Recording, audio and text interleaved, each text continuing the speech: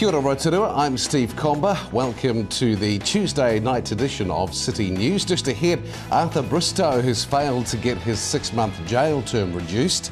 A Rotorua bike shop is to be the naming sponsor for the 2010 Single Speed World Championships, and Bay of Plenty paddlers reigned again in the Wairoa Extreme at the weekend. Those stories and more in detail tonight. Well, a man who disciplined his 6-year-old daughter with a cricket bat when she would not stop coughing has failed to get his 6-month jail term reduced. Arthur Bristow was sentenced in the Rotorua District Court just before Christmas after admitting assaulting the child. The High Court at Rotorua yesterday rejected defence arguments he should not have been imprisoned. Justice Rhys Harrison said the blows inflicted with the flat side of the bat caused considerable pain, and photographs graphically depicted the severe nature of the girl's bruising. Contact Energy Limited is hailing a joint venture to appraise and potentially develop the Takahi 8C geothermal field on the shores of Lake Rotoiti as a significant step forward in the company's geothermal development program and in the company's relationships with Māori. An agreement was signed by Contact managers and landowners on the shores of Lake Rotoiti yesterday. The partners will first drill exploratory wells, then make decisions on the best approach to the sustainable development of the resource. If the 2-year exploration and appraisal program is successful, the partners will jointly develop a new power station. Rotorua District Council and Crown Research Institute, Scion, are joining forces to demonstrate a new approach to the management of organic wastes. The Council has recently approved a proposal for Scion to build a pilot plant that will process biosolid wastes from Rotorua's municipal wastewater treatment plant into valuable added products.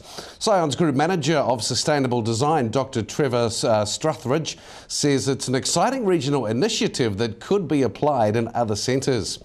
There is increasing pressure on local councils to seek new disposal options for wastewater treatment plant wastes, which currently account for up to 15% of all landfill wastes in New Zealand. And in Tuesday night sport, Rotorua bike shop Kiwi Bikes is to be the naming sponsor for the 2010 Single Speed World Championships. Jeff Anderson from Kiwi Bikes says it was an easy decision to get behind the event. He says he is excited to be part of a fun event like this that will bring a lot of riders and supporters from around New Zealand and overseas here for the week. The championships will be raced on the mountain bike trails in the Whakarewarewa Forest on October 23rd, with well over 500 entries already. And still with sport, Bay of Plenty paddlers reigned again as the titles were decided in New Zealand's biggest extreme kayaking race last Saturday. Rotorua's Bradley Lauder sneaked past Tauranga's Jared Meehan in one of the closest finals in the 12-year history of the Wairoa Extreme. It was an event which had everything in the stunning gorge deep in the Wairoa River near Tauranga. The qualifying time trial was won in a record time, and the top 64 head-to-head shootout showed no mercy to race favourites or previous winners. And to our weather overnight tonight, muggy again, going to be fine, a little bit of cloud around, northerly winds a low 14. For the middle of the week, cloudy but fine, northeast breezes come into town, high 24 and a low 16.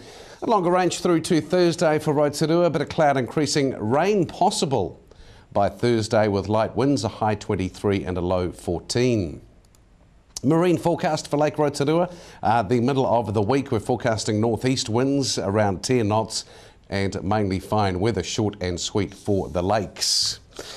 If you missed any of the bulletin tonight, see the stories again, simply log on to our website tvrotorua.co.nz, click on the View Latest City News link just there on the main page on the right hand side, and the link below that will take you to all the latest events happening around Rotorua over the next week or so.